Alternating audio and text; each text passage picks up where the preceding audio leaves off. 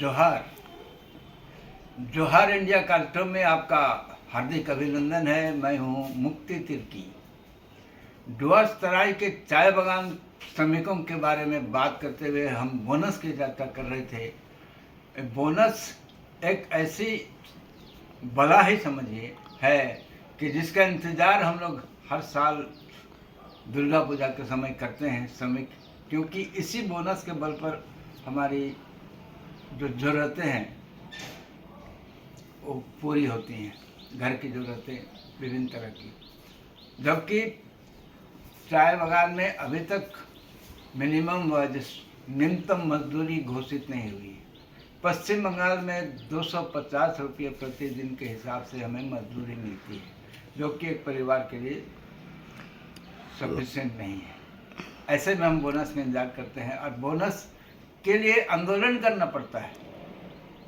आंदोलन हर बागान में करना पड़ता है, तब जाकर के बागान के मैनेजमेंट तैयार होते हैं थोड़ा बहुत दया करके बोनस देने के लिए। और मैनेजमेंट हमेशा रोता रहता है कि हम बागान जो है नुकसान में चल रहे हैं।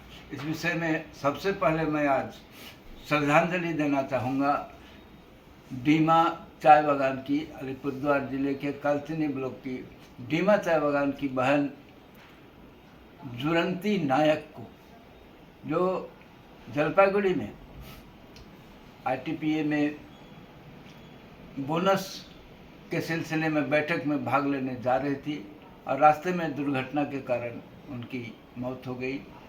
नॉर्थ बंगाल मेडिकल कॉलेज में 12 तारीख को उनकी 16 तारीख को उनकी मौत हो गई। तो उनको मैं हार्दिक श्रद्धांजलि देता हूं कि बोनस की लड़ाई में बहन का योगदान हम चाय बागान श्रमिकों को याद रहेगा और उनके परिवारजनों को परिजनों को आर्थिक सहायता मिलनी चाहिए। दूसरी बात, बोनस का आकलन कैसे होता है। चाय बागान की जो कंपनियां हैं, इन कंपनियों के द्वारा उनका एक प्रतिनिधि जाता है, मजदूर यूनियन से प्रतिनिधि होता है और लेबर डिपार्टमेंट से होता है। चाय बागान कंपनियों को लाभांश के आधार पर बोनस तय होता है। उनका लाभ इनकम क्या है। अब इस विषय में कई बातें यहाँ पर कहना चाहूँगा। पहली बात कि इन लाभांश का CSR जो कॉरपोरेट सोशल रिस्पॉन्सिबिलिटी का जो 2-3% देना पड़ता है, वो CSR के बारे में तो ये लोग बात ही नहीं करते। दूसरी बात, और एक लाभ है जो ये कंपनियां कमा रही हैं, जिसका कि हिसाब ये लोग नहीं देते हैं। हर साल करोड़ों रुपये का चाय विदेशों में निर्यात होता है, जिससे अपन देश को विदेशी मुद्रा अर्जित होती है और इस विदेशी मुद्रा के वजह से इन चाय कंपनियों को इस निर्यात, चाय के निर्यात के लिए एक्सपोर्ट इंसेंटिव दिया जाता है। एक्सपोर्ट इंसेंटिव का भागीदारी भी चाय मजदूरों को मिलना चाहिए, लेकिन इस एक्सपोर्ट इंसेंटिव जो सरकार से ये ले रहे हैं कंपनियां, इसका कोई हिसाब ये लोग देते नहीं। तो भागीदारी तो हमें मजदूरों को होनी चाहिए, क्योंकि चाय की खेती में मजदूर की ही भूमिका होती है। मजदूर के बिना चाय की खेती और चाय का उत्पादन हो ही नहीं सकता। तो एक्सपोर्ट जो होता है उसका इंसेंटिव मजदूर को क्यों नहीं मिलता, ये भी सवाल उठता है। तीसरा सवाल हम ये भी करना चाहेंगे कि चाय कंपनियों को जो इनकम हो रहा है, उस इनकम का भी इनकम टैक्स के पास क्या हिसाब किताब है, इसके बारे में भी हम सवाल उठाना चाहते हैं। ये कहते रहते हैं नुकसान हो रहा है, नुकसान हो रहा है, लेकिन इनके खाता का जांच कौन करेगा।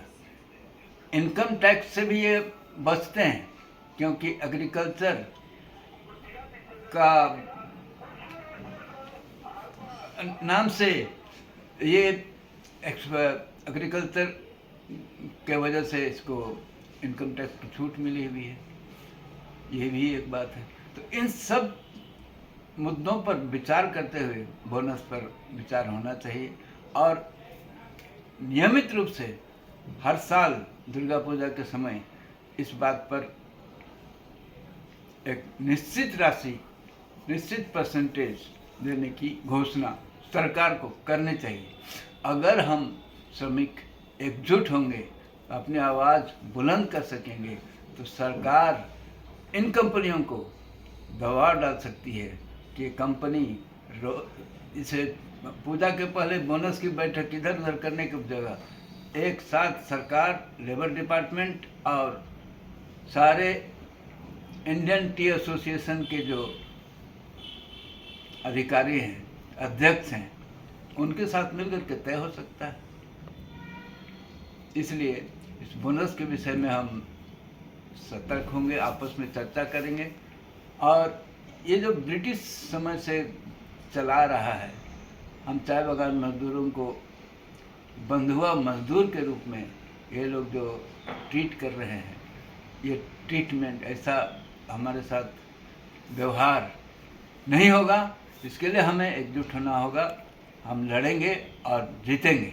हमारे इस कार्यक्रम को आप शेयर कीजिए, सब्सक्राइब कीजिए और इस कार्यक्रम की सदस्य बनिए, ताकि इस कार्यक्रम के जरिए हम चाय बागान के मजदूरों को डुअर्स तराई ही नहीं, असम के चाय बागान के मजदूरों को भी एक साथ एकजुट करके अपनी मांगों को मनवा सकेंगे, अपना अधिकार और न्याय हासिल कर सकेंगे। हम ज़रूर कामयाब होंगे। सदस्यता के लिए और हमें आपके सहयोग के लिए, सलाह के लिए हमारा मोबाइल नंबर नोट कीजिए 8810300362।